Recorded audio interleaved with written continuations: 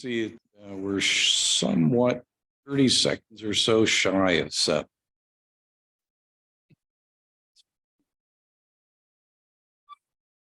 There we go. Welcome everybody to the City Council meeting for March 7th, 2023 here at City Hall. Glad to see everyone this evening. Would the clerk please confirm the roll? All council members are present with the exception of Councilmember Rosen, who's absent, and Councilmember Jocelyn will be remote. Honor. He's not with us yet. Note when Mr. Jocelyn, you there and we're not seeing you? When he does join, let's make we note very much. And with that, we'll move to the flag salute. Mr. Loudenback, your turn. Flag. States of America. God, visible. Justice. Very much for that. First item on tonight's agenda is the consent agenda. We have 10 items in all, including payroll and checks and a variety of routine items. Can I get them? Second. Motion by Mr. Godhell, second by Mr. Elwood. Moving right along. All in favor? Aye. Aye. Any opposed? Motion carries and it is unanimous. We'll move to public comment. If you are a member of the public this tonight and would like to speak on a non-agenda item, we'll call you up. We'll start here in chambers and then look, see if we have anyone online. If you are online, please indicate in the chat box or by *9. Same rules apply for everyone. You'll get up to 3 minutes to speak. You start with your name and address for the record. Prince Chambers, I'm just come forward. Might need to tilt that down, yeah. Thank you. Good evening, Council, Mr. Mayor. My name is Mary Keefe. I'm a business agent with Teamsters Local 763, the organization that has the honor and privilege of representing many of your city workers.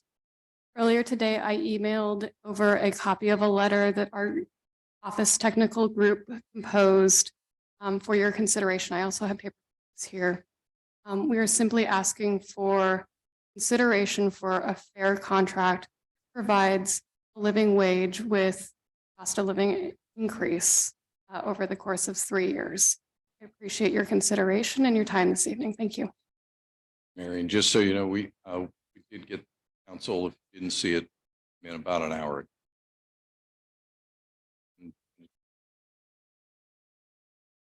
Anyone else here in chambers? Seeing none, we'll move to online. No Councilmember comments Jocelyn. online, but Councilmember Jocelyn arrived. Thank you. You are. See you, Mr. Jocelyn. And no one else online? Right. That. With that, oh dear, we're already there. Moved. Item number 11, Mr. Loudenback has been waiting for this. He's been asking me about it all day long. Presentation, state of the city address, and this is by me. I'm going to move to the podium. And so just give us a minute.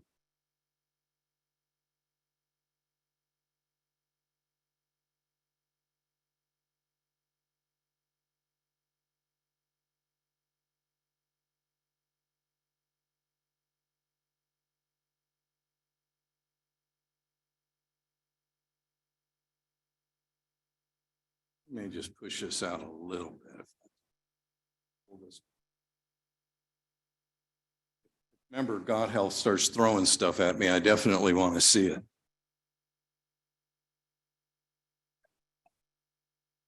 I appreciate it. Oh, so council, citizens, property owners and staff, thank you for being here tonight. It is my great pleasure to be presenting to you the State of the City address for 2023. If you are a new resident in town, special welcome. I am glad you're here.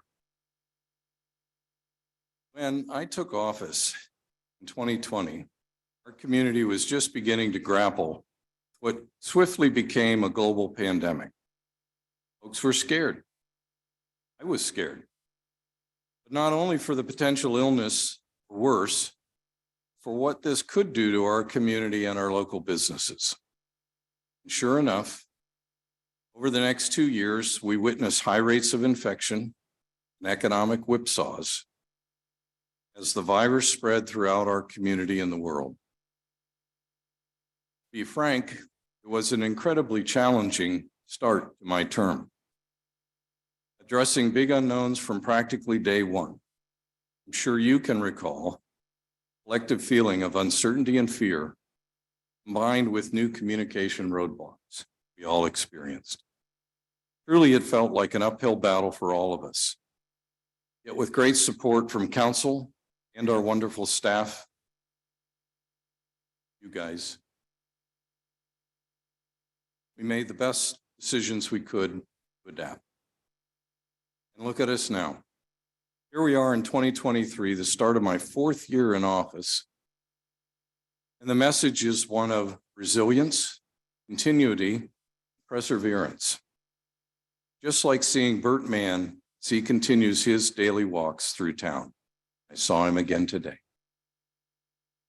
At City Hall, many changes occurred during this time, including organizational changes, process and technology upgrades, flexibility. For nearly a year now, our staff has been back providing in-person customer service, and we recently expanded service hours. Public Works team not only keeps multiple infrastructure projects moving, but in some instances, we stepped up delivery on projects years in the making. And our most recent upgrade, not seen by most of us, is going to be financial software, which will improve both financial reporting and cost efficiencies. This will in turn provide budget savings. The core downtown business district not only held its own, but is thriving. Owing to 3 years extra perseverance, blood, sweat, and tears by our local businesses, nonprofit organizations. North Bend, your community, as so much of our valley, cultivates a small town sense of care and fellowship that is one to another, honest to goodness interest in the welfare of our next door neighbors and extending beyond. It involves care at many levels, be it the Snoqualmie tribe's stewardship, the greater Snoqualmie Valley and beyond, from time immemorial, be it the city's innovative environmental and conservation focus, be it the many human services organizations continually step up ever-increasing needs. This community care runs through the veins of North Bend. Whether you have lived here your whole life or 2022 marked your first year, it is within this context that I look to share with you some of the highlights and milestones of the past year and upcoming changes. First is fiscal sustainability. This past year, we worked to deliver our city's biennial budget, guiding services to our citizens and investments in our collective future. After many months in the making with council's input and guidance, budget was approved in December. This budget continues to echo our tradition of fiscal prudence as I and council recognize the necessity of providing for fiscally sound, sustainable city operations while reflecting our investment in community priorities, showcasing multiple ongoing and new infrastructure, some of which I have the privilege of sharing with you tonight. Shortly, we will launch a comprehensive study of fiscal sustainability for the coming 20 years.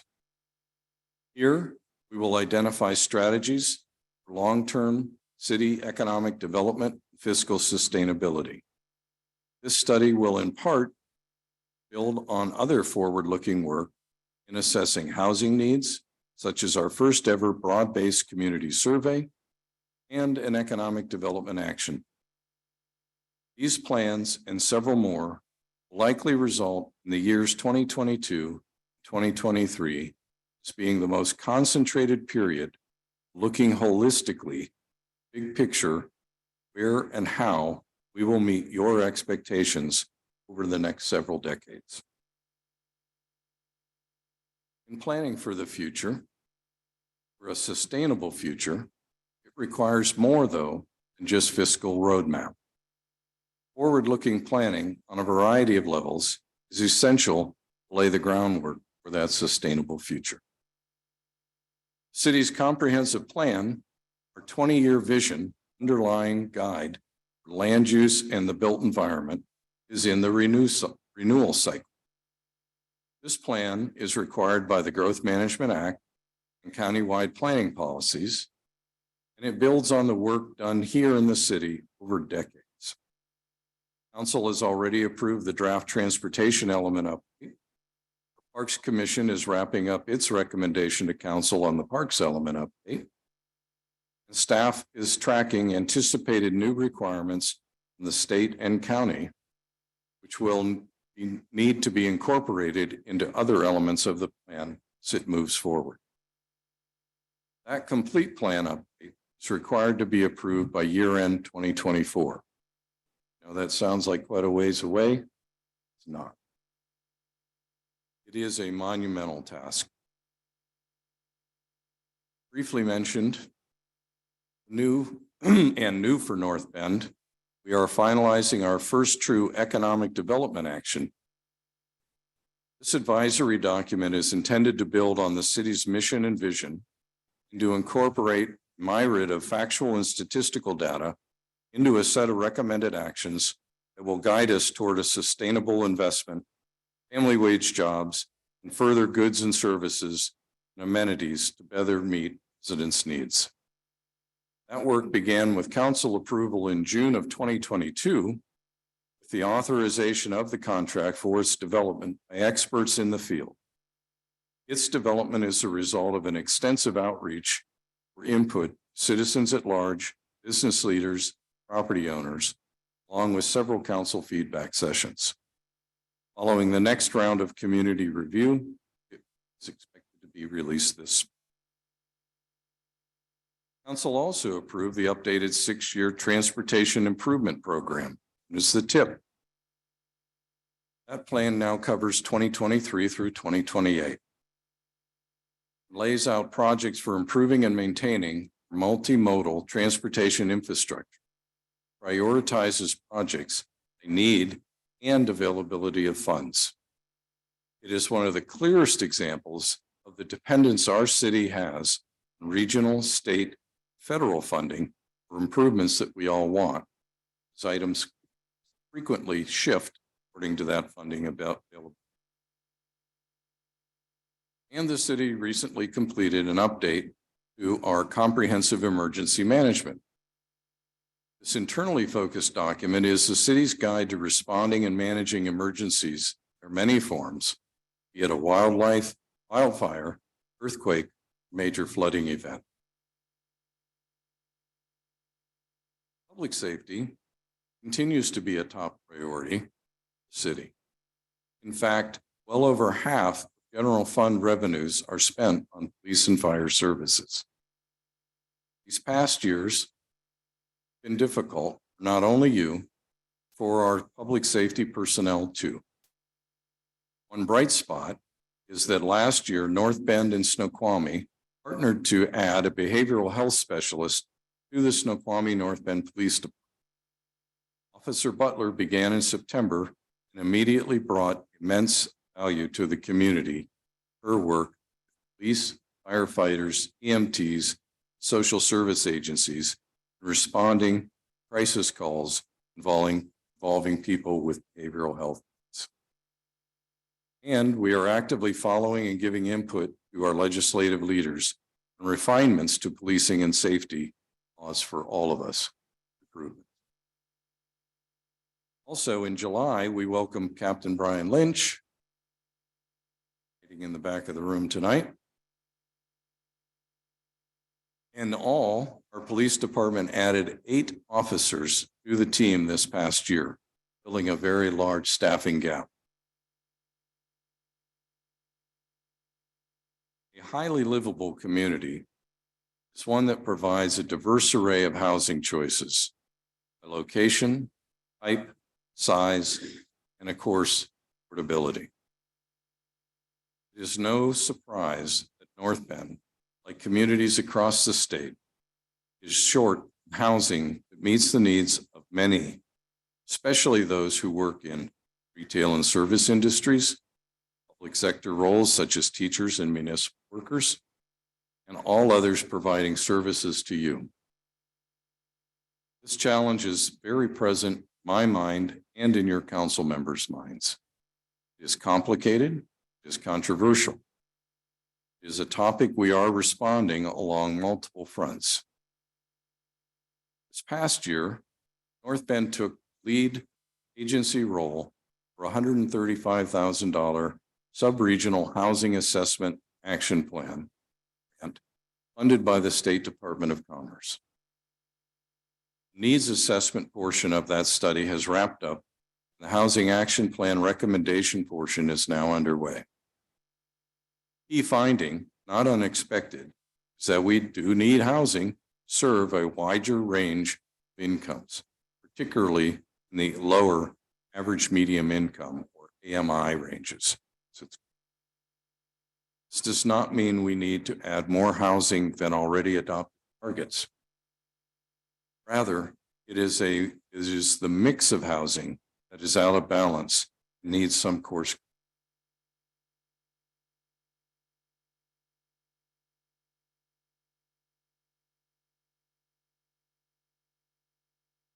I believe economic and housing diversity is good for our community and our local economy, and will do all I can to see this gap addressed.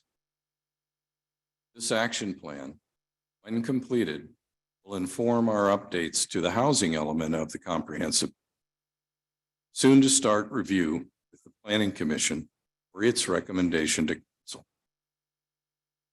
Speaking of housing, this past year we witnessed groundbreaking on the first significant multifamily housing projects being built here in town since the early 90s. These new home projects comprise both townhomes and apartment flats, both for rent and for sale.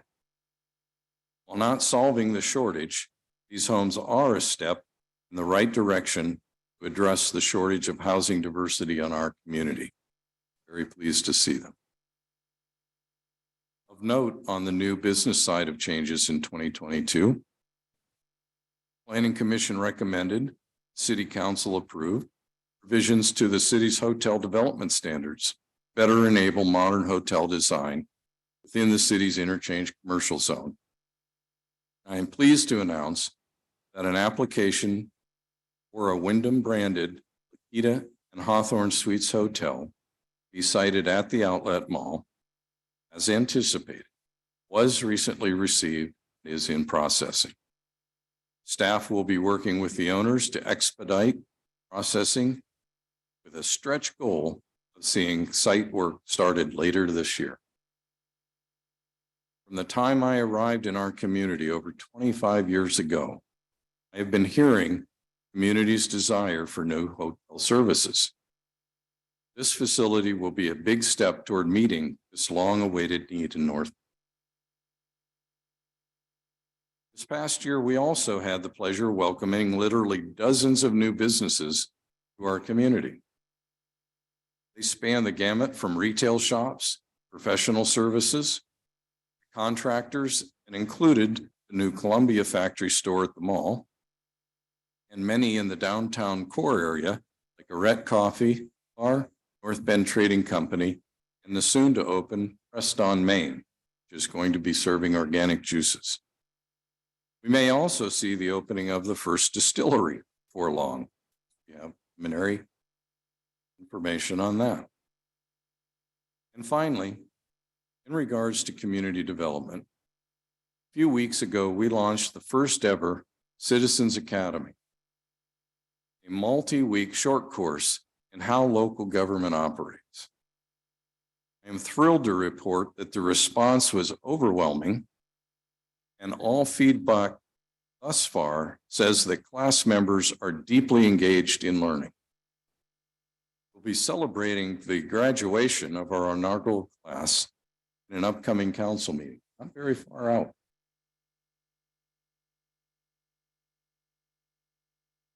Our commitment to maintaining small town character while enhancing your quality of life shines through all city projects. One of the ways we do this is by investing in critical infrastructure. In 2022, saw huge strides in some of our biggest projects. Meadowbrook Sewer Utility Local Improvement District formation, AKA Meadowbrook ULID, was approved by council in August, following literally years of planning, petitioning by property owners, and lots of citizen engagement. This action was followed a few months later by council's authorization for a contract for the engineering plans and permitting. That is now in the works. This project has been long part of the city's comprehensive plan and the underlying zoning on these. When public sewer connections become available in a few years, the western portion of town, individual property owners will finally be able to fully realize the underlying value and opportunities these properties have been promised for so long. As with many of these properties are zoned for business uses, we also anticipate it will in turn provide a robust commercial new tax base. Business generated revenues lessen the reliance on residential property taxes for meeting the city's operating budget needs. We're very conscious of that trade-off. Those connections are of course dependent on the completion of the virtually all new wastewater treatment. Pleased to report that we made significant progress in the past year, passing the 65% completion of this final stage in the development. This 35 million plus multi-year improvement is a long-term investment in North Bend's critical infrastructure. Go off script and say that Citizens Academy is looking forward to even a tour of the sewer. Guys, be ready. Once complete, the treatment plant will provide protective redundancy to systems, decrease plant odor, double treatment capacity, improve employee safety, and most importantly, meet stricter state environmental requirements that all combined are designed to protect the Snoqualmie River, our health, and the general environment. We anticipating being completed by about this time next year. I'm hoping that'll be part of my speech then. Right, Don? Of course, this major construction project is being done while the treatment plant continues to operate. Council and I applaud our incredibly hardworking team who make sure it's doing its job 24 hours a day, 365 days of the year. This team received the most outstanding wastewater treatment plant award from the Washington State Department of Ecology for the 4th year in a row this year. That is quite an achievement.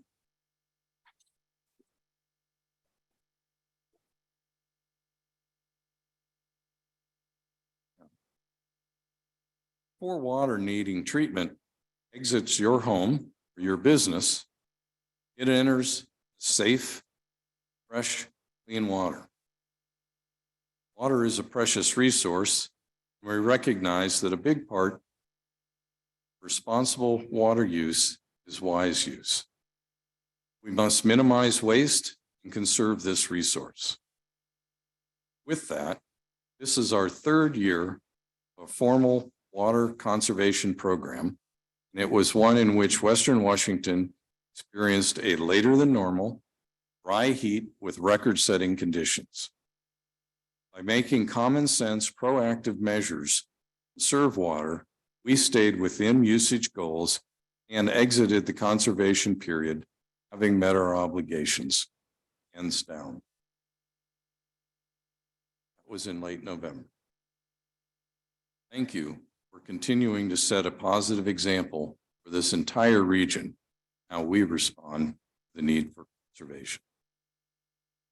Your steps, wise use, along with the city's continued work to upgrade North Bend's water distribution system, replacing aging water mains, aggressively fixing leaks, and the 100% replacement of water meters in the city, all work together to protect our river environment, the natural flora and fauna. Last year, we replaced degraded water mains on Northeast 6th Street and 2nd Street. Actually got to meet a resident on 6th Street today who was thanking council for that work. Next up is a return to the Silver Creek neighborhood for work along Ogle Avenue, Merritt, and Thrasher, and Pickett. Got a lot more to do there. All this talk about water is likely not a surprise to you. Collective lifeblood depends on it. As your city leadership, it is our fundamental duty and state law that we are able to serve you clean, safe water. For over 50 years, the city of North Bend and the Salal Water Association have been the primary providers in our area, the valley, connecting property owners, residents, and businesses to water. Both systems have water with constraints. So the problem is not solved. While Salal has determined that it has some remaining capacity, it is far short of that needed to serve all property owners within their service area. Likewise, the city has limits, albeit for very different reasons, and further into the future. Serve the full build out of the city. While convoluted, adequate water resources to serve property owners and residents remains the bottom line for all of us. So here it is. Every citizen, every business owner, every property owner, inside or outside the city, needs to understand the city has a fiduciary duty to serve. Codified by state law, guided by equal application of rights of all property owners. Therefore, we must find solutions to ensure that all the property owners within both the city and the Salal water service area have access to water. You may know that Salal and North Bend have attempted to reach a water supply agreement for over 15 years now.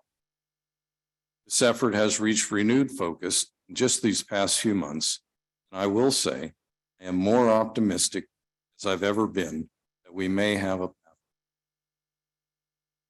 The city remains highly concerned, however, about water availability, and as discussions continue, and as we work with Salal to help ensure that we can supply all property owners. Other options remain available. No one would be happier than I reach agreement, not have to turn to other alternatives. An integral component to a highly livable community is reliable, consistent, solid waste collection. It is a necessity for residents and businesses. North Bend experienced a major service outage last winter, starting off with a record-setting snowstorm, which not only kept people home, but it halted collection. Worse, however, is that as the weather cleared, our waste collector halted service due to a garbage strike, which together meant no collection between 3 to 5 weeks, depending on your location in the city. In response, I issued an emergency health and safety order. Our public works crews took on solid waste operations with the help of a separately contracted vendor. Did a fantastic. Not only were customers paying for service not received, city incurred unbudgeted costs to provide collections. It was a major disruption. I remind you of that experience as I share that it also happened at the tail end of a decade-long waste management contract. There's nothing like an experience of this nature to focus us on service expectations as we entered the process of evaluating proposals for a new solid waste contract. The last contract was negotiated during a significant recession. Much has changed in 10 years. Solid waste procurement process is drawing to a close, and I do expect to have a new long-term contract proposal in front of council 4 months end. I want to presage to everyone, will be higher. It's been 10 years since the last one. Will be higher, regardless.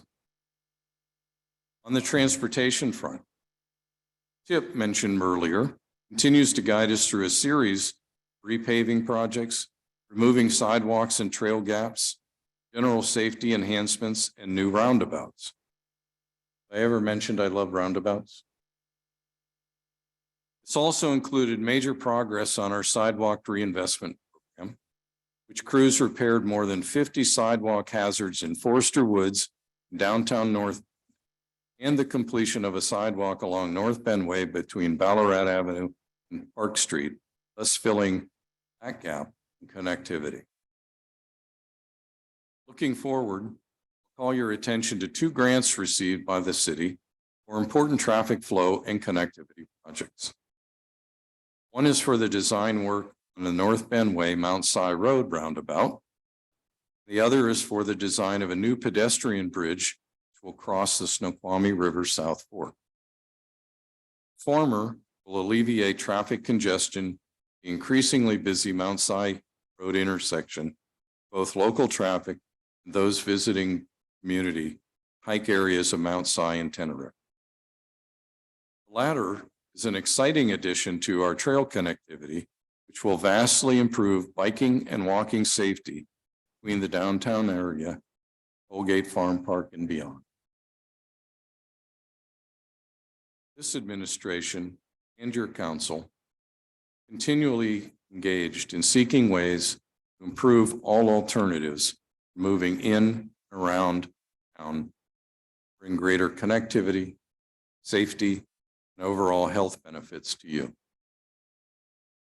One of the biggest planning efforts currently underway is looking at how to transform what in decades past was a highway corridor into a more aesthetically pleasing, safe, and functional travel route that meets the diverse needs of both you and the businesses you want to reach.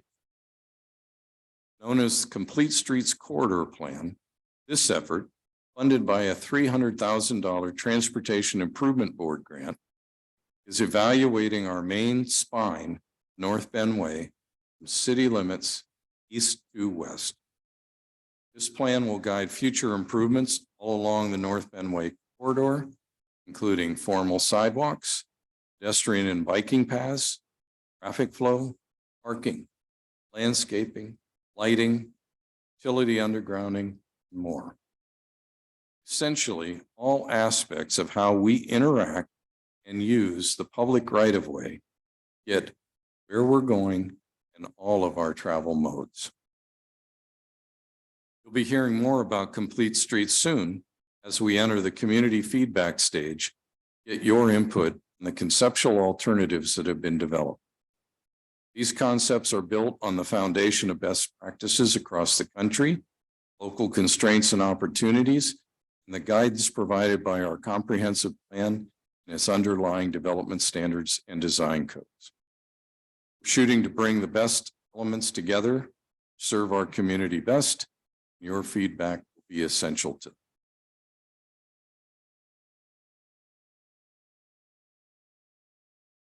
Here. Integral to a healthy community are accessible parks and open spaces that meet the diverse needs of residents and visitors alike. When I speak of parks and open spaces, I'm also talking about the public corridors. Earlier this evening, mentioned a variety of trail and path. Those, along with our general approach to landscaping, are part of that. We made a lot of progress on park planning and implementation in 2022, consistent with our parks element and often in partnership with our great local Skyview Metropolitan Park District. Fruits of all of this planning and activity will continue to bloom the year to come and beyond. In addition to a number of upgrades and repairs made at existing city parks under the guidance of the Parks Commission, highlights include the Tenant Trailhead Park, new city park with regional reach at a groundbreaking this year under the stewardship of Skyview Metro Parks, and the first phase is under construction. Second new city park, Dahlgren Family Park, was designed and permitted in coordination with the Department of Natural Resources.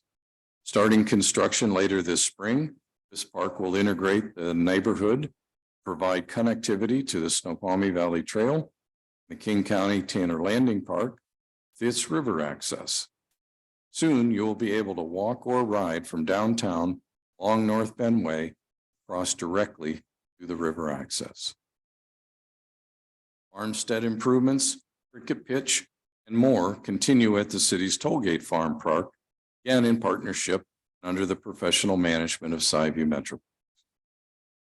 And as we celebrate the first 25 years stewardship by the cities of North Bend and Snoqualmie, the Meadowbrook Farm open space, I'm excited to share that we anticipate a new management framework in partnership with the Snoqualmie Tribe, City of Snoqualmie, Skyview Metro Parks, and the Meadowbrook Farm Preservation Association take us through the next 25 years and beyond. Finally, coming back to community input. Through extensive research and engagement, many interested residents and groups, conceptual design work is underway for a fully redeveloped Taylor Park, aka the train depot, and the first true improvements of Riverfront Park along the South Fork of the Snoqualmie next to Bendigo Boulevard. Engagement will continue as these plan alternatives are vetted. In closing, themes throughout my comments tonight have been on community engagement, connectivity, and much about grant-funded projects. See if I can tie this all together. First come the basic services. You're dependent on water and waste handling, having shelter and food, being safe in our community. These basics met, we look to how we move about our community, whether it be by car, bike, walking, or other. Much of that movement is to get to the store, the retail shop, the restaurant, to work, to the parks and open spaces that we so cherish. It's all tied together. It's all dependent on the other. Most fundamental of which, from a thriving community standpoint, is that we need to meet our obligations in the basic services category, water for waste, especially for doing our part, housing a growing society. Grants that feed improvements in our roadways, the development of the park and open space we desire, start with eligibility because we must responsibly meet our obligations to provide service. We all know we live in an interdependent world. This is one reflection on it. Let me say, love our community, all of our community. For as long as I'm your mayor, I'll continue to work for the best outcomes in the future of the whole community. That is my promise to all of you. Thank you for the opportunity to reflect on this past year and share our future direction with you. Know that I and all of the city council are here for you, and we could not do without the hard work and the dedication of our staff, you residents.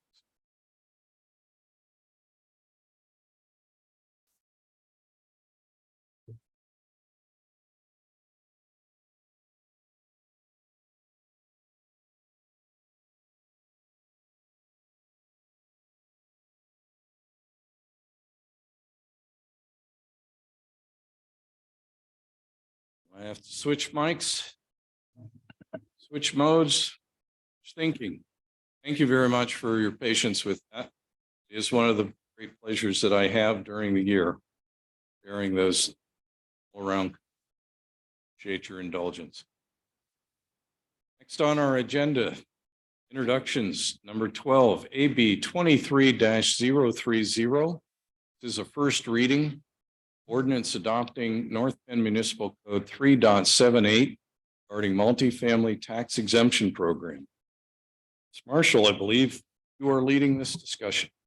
Thank you, Mayor and members of the City Council. Tonight, your introduction first reading is addition of code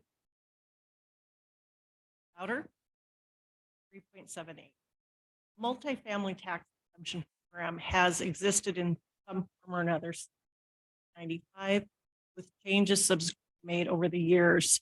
We have drafted for your review a new chapter that adds a multifamily program to the city's code, and I'll go over it. There's a lot of detail in RCW 8014, the authorizing chapter, state law, a lot of definitions, a lot of, and then the application process starts with the project coming in a residential area. Residential area that we've identified is in a of the map, with essentially several parcels located between streets on that map. Application process, evaluation period where the community and economic development evaluate to determine whether a project is eligible for an 8-year or a 12-year. That means is that on completion of the project, its period, a final certificate of exemption would be filed with the assessor, and that property or a portion thereof would be exempt 8-year or period. There are definitions of the amount of affordable housing that would have to approve 12-year program. And that would be 20% of units established for moderate, or anything for an 8-year program would be less than that. There is opportunity if for some reason the ground, the developer, no fault of the developer, can't be 3 years, there's a 2-year extension option. On review of the period, there's an evaluation that's and if approved, a final additional certificate of the year period, final certificate approved at, if for some reason something happens, is completed, or there's a violation of terms of the agreement, developer would be on the all the wise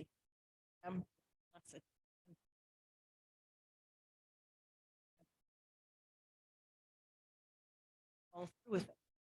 I'm going to stop there. There's a lot of information. So council, I think also give the overview. This is introduction. We are not final action tonight. In fact, we'll do a hearing next meeting. Is that right?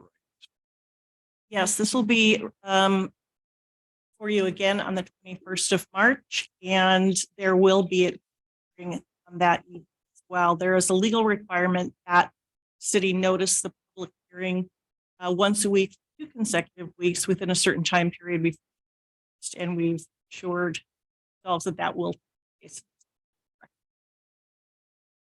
Just for understanding. So we'll look to you as I normally do for clarifying questions and such. I would expect even though it's not a formal candidate, I'll still get it. I'll help lead off. Yeah, my question is how is it leased, I guess, so to speak? So if during that period, they change those units or something changes where they don't meet that standard, leases that, what kind of reporting is put on the developer? There is, in addition to the initial application period where the conditional certificate would issue the 3-year leading it, permit would issue, there's also an annual compliance audit. So during the period of exemption, whether it's 8 years or 12 years, developer will need to annually meet with the city to make, so the city of the approval. And one thing that I should mention is that there does appear to be a significant amount of staff that we expect in the program. So we have included in the cap requirement that will pay the fees associated with administering the program and with the annual compliance audit. One additional requirement we've also added is a development agreement associated with the project. A failure to comply with would result in losing the.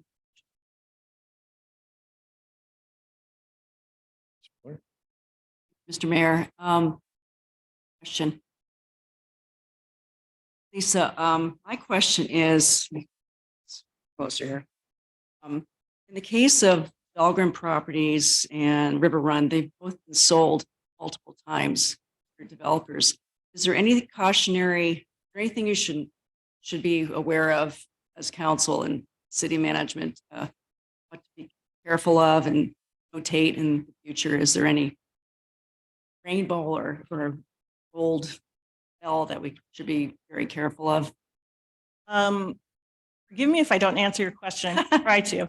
I think that because this program is relatively new to you, not to other cities in the state, there will probably be a learning while we ramp up and staff program. Certainly, it's a learning curve for all of us concerned, and I think ultimately we would hope to utilize perhaps consultants that we could have administer the program so that it's not a drain on the economic development department. I mean that positively, not negatively. And that's something that we will address as. Thank you. Mr. Elwood? Thank you. Because this program is designed to incentivize or stimulate more affordable housing, are there thresholds that we should keep in mind, say if we enter into development agreements with respect to how much affordable housing should be in place for that development relative to the ratio of the tax breaks that will be given for that developer putting in those units? Well, there's a minimum threshold that's established in RCW. Those are minimum thresholds. If he wanted to, it could increase the affordability requirement. Obviously, you would need to do some more finding that sweet spot, affordability, and then marketability of the units to a developer. But I think the message here is that while the state law is a floor, we can go up additional. Follow up to that then is that something the city can do on a case-by-case basis, or does the city have to establish that precedent a certain period of time, honor it for a certain period of time after, and then revisit it later? The latter, we would need to treat development under the terms of the chapter and under state law. However, you could revisit the MF program at any time, change the chapter. For example, you may wish not to find the residential targeted area on the map region, and you're at it any time. Thank you. Mr. Jocelyn? Thank you, Your Honor. My question is, my understanding is there are additional steps that will be necessary to determine what geographies or neighborhoods or parcels within the city this program will apply to. Can you speak to that at all in the next steps, steps going forward that will be necessary to determine what parts of our city are applicable to apply? Councilmember Jocelyn, that is a good question, and that is addressed within the state law as well. For a residential targeted area to be authorized, it does need to be in an urban area. The state law defines that in a fairly specific manner. The residential targeted area that's set forth in the map does meet that criteria, but we could not just establish residential targeted area anywhere. Obviously, you wouldn't want to establish that in incredibly rural areas because it's not amenable to this type. But it is up to council to establish the parcels to which this will apply. Is that correct? In this particular case or in general as we move forward. The residential targeted area in this ordinance is fairly specific to the parcels on the map on 6A. Thank you. It could be expanded, right? Maybe I misread this part. It was my understanding that for affordable housing and the tax exemption that the homes needed to be on public transportation, which we have none of in our area, and we're nowhere near getting light rail, anything of that nature. So how does that fit our city? The proximity to light rail and certain distance from oriented development, light rail is only to a 20-year. We're not adopting. Mr. Laudenbach. Nothing tonight. We've seen this in committee. More back if there are any other questions I've got to myself. Go up. This MFTE program basically would it not drive a development? The language in the state law says it looks a lot like development agreement to me when surveying all the information that has to be in that contract. It starts to look a lot like development agreement. And that's one of the reasons we added requirement that development agreement be applied with. In other words, it needs in order to maintain and preserve that exemption. Therefore, as they are being anything's negotiated. That's correct. And so negotiating that development agreement with the developer will, after the language of our ordinance and the state law is met, there may be other will apply to one developer, not another. I think it almost goes without saying, but I believe you're also saying that any requirements under this contract with a developer would transfer to a new user. It would. Thank you. You stimulated a thought. It's good to hear that it runs with the land. I understood your last point.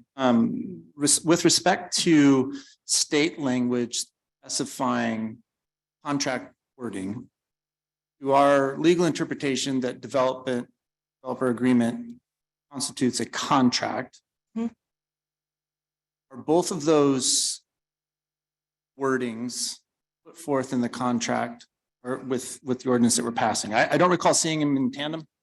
I'm just wondering if there's something on calling that both out, making the distinction. The material before you does not say development agreement. State law and the ordinance says contract. And development agreements are driven by RCW 3670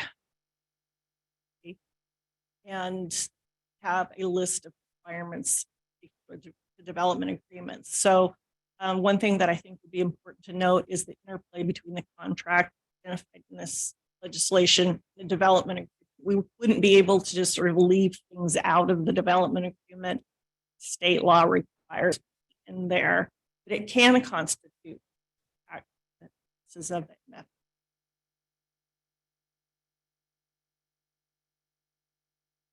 Loudonback. Sorry, you already said that. I know, it was interesting in your comments, Lisa, 8414.100 is the underlying state law that drives the formation of the MFE.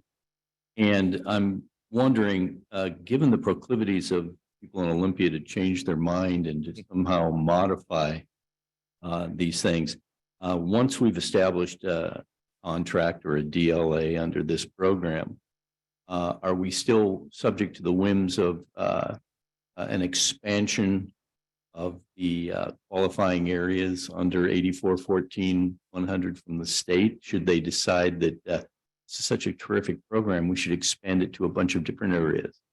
Well, they've done that. Oh. They've already done that. So when you review that, you know, as I said at the beginning of my remarks, this has been in existence in some format since 5. And as you go through the state law, the RCW, there are numerous paragraphs that say, if you applied before 1999, if you applied before 2012. And so they're addressing all these previous phases of the legislation. But to answer your question more specifically, we wouldn't be able to change the rules on an application that we wouldn't be able to tell a developer that has their certificate that, you know, they have less. I think my question, I probably didn't phrase it properly. Because the areas that we're currently considering are defined and compliant with 8414 right now, should the conditions and parameters of expanding under 8414, should they decide to expand the definition of urban area that would qualify for him, we would have to rewrite our ordinance in compliance with that, or would we just stay with the current configuration? Fairly sure you can stay with the current configuration because this is an entirely voluntary program. It's not an unfunded mandate as required program. So just as you're not required to offer here, my assumption would be that you would not be required to program to the extent that the legislature may. So we'll hope for no unfunded mandates as they, thank you. Mr. Jocelyn, I'll look at you. Any further question wise? Shake of your head will work.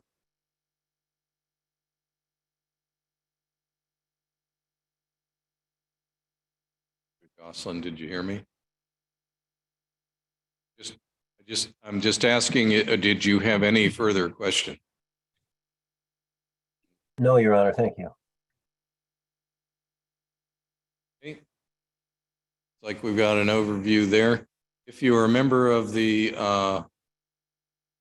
public and wish to speak tonight on this issue, reminding that we will have more public hearing at our next council meeting, but you're welcome to speak tonight.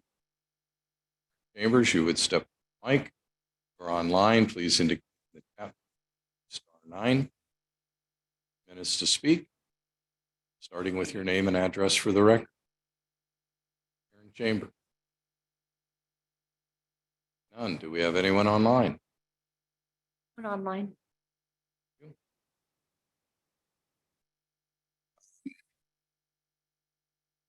See, what this did not come through a committee, correct? Direct to the agenda, the council. It did. Thank you. Mr. Loudenback, take the honors. Thank you. Motion to approve AB 23-030, approving the first reading of an ordinance adopting North Bend Municipal Code 3.78 relating to a multifamily tax exemption program and setting a public hearing and final reading for March 21st, 2023 City Council meeting. You, second? Seconded. Mr. Loudon, anything to say this evening? I think it's a worthwhile program. I think that we're going to be able to reap some affordability benefits from our development moving forward. And it's a useful tool. And I would recommend further consideration at our next meeting when we have a public hearing. Well, anything to add? Nothing to add, Jared. Do anyone else? Motion before you is to approve AB 23-030, approving as a first reading an ordinance adopting North Bend Municipal Code 3.78 relating to a multifamily tax exemption program, setting a public hearing and final reading for March 21st, 2023 City Council meeting. Favor? Aye. Opposed? Motion carries and it is unanimous. Thank you very much, Council. On our agenda this evening, item number 13, AB 23-031. This is a motion authorizing a contract with Quality Control Corp. For wastewater treatment plant SCADA upgrade. Mr. DeBerg. Thank you, Your Honor and City Council. As the mayor just stated, this is a contract with Pulse Corporation to upgrade several of the remote sites SCADA system. So a little background, your water and wastewater systems consist of 13 remote sites that communicate through a single hub. Of those 13 sites, the bulk of them communicate via a radio system and have some, I guess, proprietary and 3 of those remote sites have data technology. We have 19, and we are looking to do that same work. So the parts and pieces that we are hoping to replace under this have a 10 to 15-year life expectancy, and the bulk of sites that remain, 9 of that have hardware that was installed in 2004, and the other remaining site has hardware. So we are beyond the life expectancy. We have seen that several failures over eaten into our spares. So the systems right now have logic. They're very uncommon in this area. So uncommon, in fact, that none of our local operators know how to make software work. They have a specialized programming language that very few people in the area.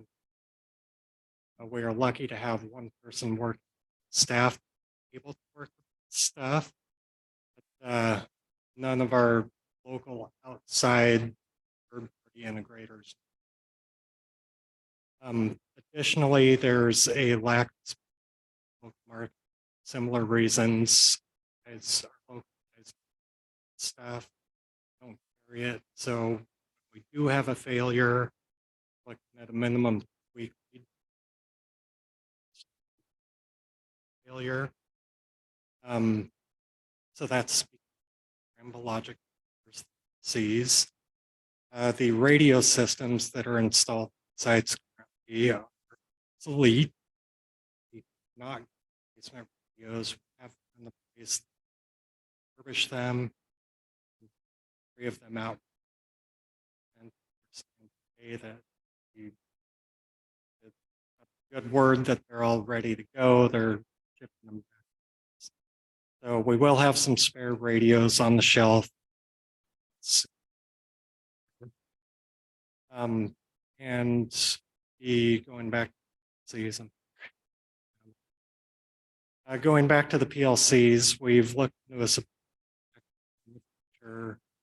and they have $8,000 per year for just licensing the software. So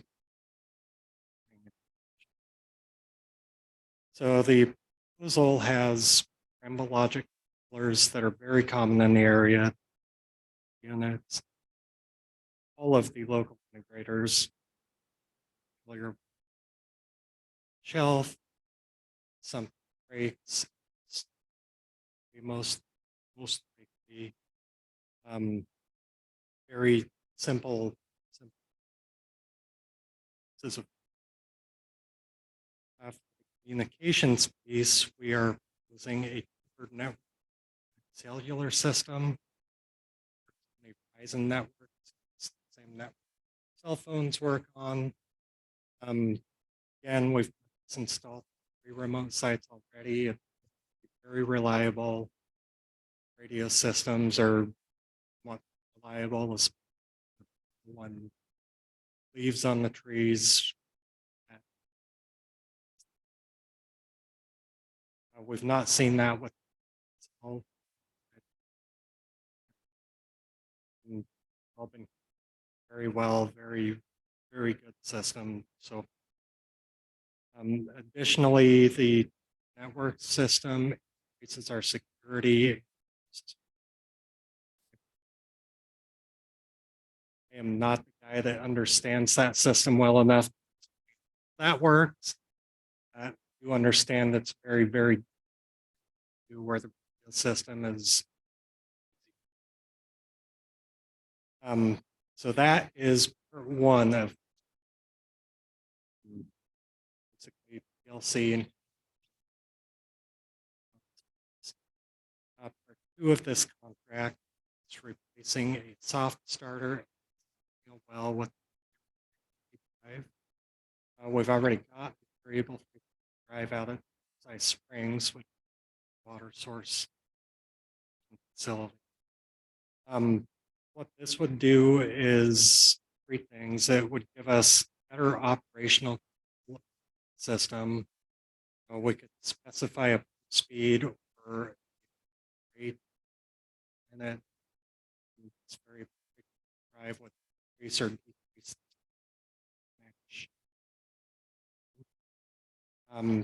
It would reduce energy usage and reduce both by allowing that variable speed rate. So you're essentially pushing water. So that wastes energy, and this is where on part 3 of the project is a improvement snow lift station. It's the lift station, a sewer lift station that serves, I believe, homes on Snowcomb Place, 8th Street. The panel that exists there right now is very crude rates with relays and switches. It's very, and also it is located on a pad that's at the ground. Site is what. So with this project would be elevating that, minimizing the chance of damage due to flood. We would be updating it with technology that SCADA, which we do not.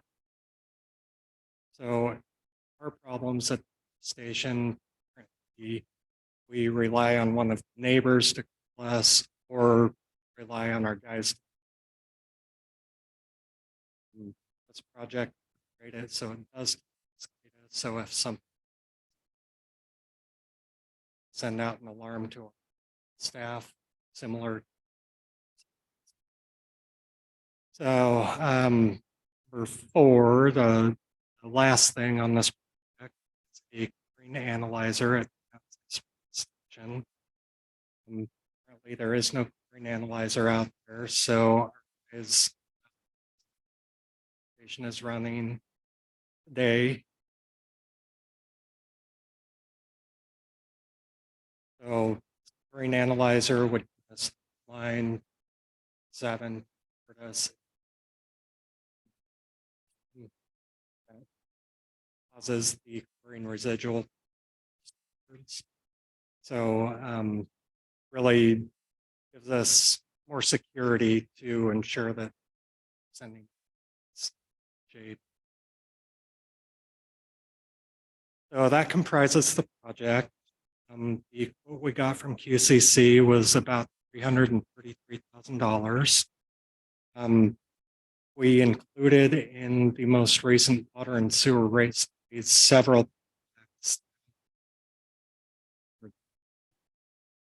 single. So we are coming in under the water and sewer system and various responders. So again, money is in the rate studies funded and as my final point here, I'd like to state the staff member that we eligible with staff hiring in 1 to 2 years. Like before he retires, so we rely on our outside resources to assist us. With that, I am happy. Don, very thorough. Some questions from as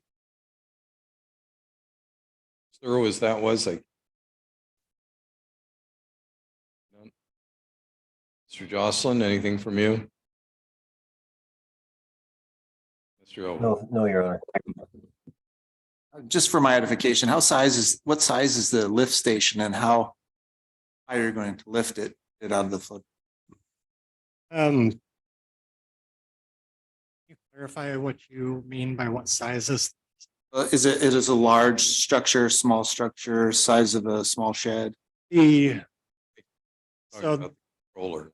Yeah, the control panel right now is 3 feet wide by about and very antiquated technology, so it's in there. I don't recall the size of the in there. It's-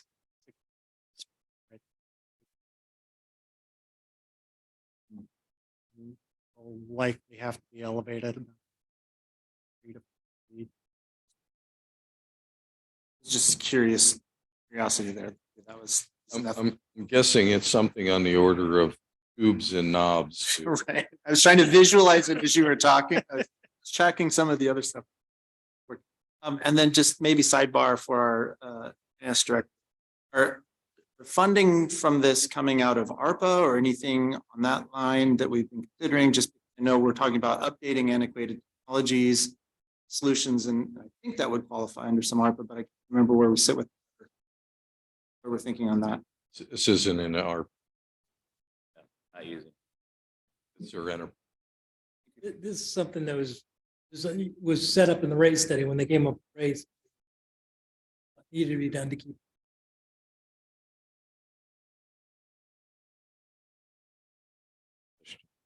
Loudon. Thanks. Don, you mentioned 333,000 and the bill itself says 322,990. Came in 10 under. So you're already giving us a saving. It didn't sound like a question, Mr. Loudon. I'm just asking if we Hold need you in to contempt. correct a Scribner's error before moving forward with the bill. Oh, We'll check here. Maybe it's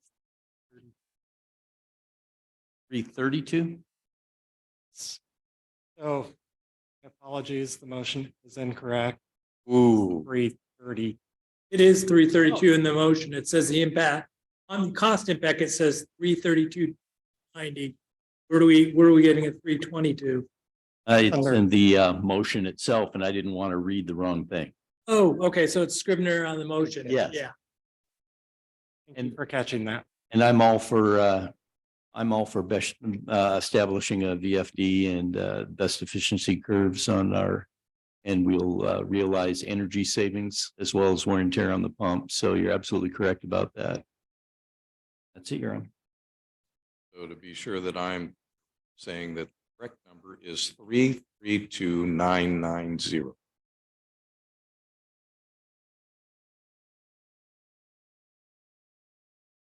Okay, with questions cleared, we'll look to members of the public. If you wish to comment on this agenda item, please come forward. If you're here in chambers, if you are online, please indicate in the chat box by *9. Seeing nobody left in chambers willing to come forward, we'll look online. No one online, Your Honor. No one online. So surprised. Mr. Loudenbeck, I bet this came through TPW. Absolutely correct, Your Honor. Motion to approve AB 23-031, authorizing a contract with Quality Controls Corporation Incorporated to upgrade SCADA communications and controls in an amount not to exceed $332,990 in a form and content approved by the city attorney. Second. You, second. Hold on, Ross.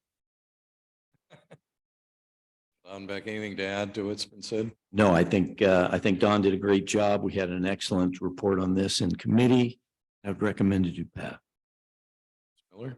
I don't have anything to add. Don, thank you for all your hard work. And the gentleman we were speaking to, he's exceptional. So I'd hate to leave him, although we're going to leave him. He's going to go at some point. So we need many levels. So totally suggest this. Or anyone else? None. Motion before you is to approve AB 23-031, authorizing a contract with Quality Controls Corporation to upgrade SCADA communications and controls amount to exceed $332,990 in a form and content approved by the city attorney. All in favor? Aye.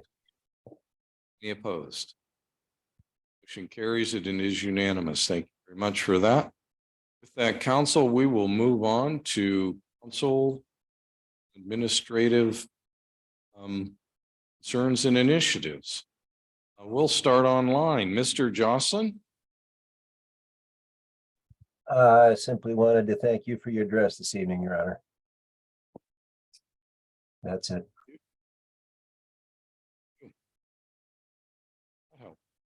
Yeah, just kind of pointed out, interesting tonight, we saw that the sun's staying out lighter, so it's kind of fun to see that. And hopefully spring will be upon us soon, so everybody start to enjoy the longer days and go out there, watch for people getting out in the streets and walking and pedestrian safety.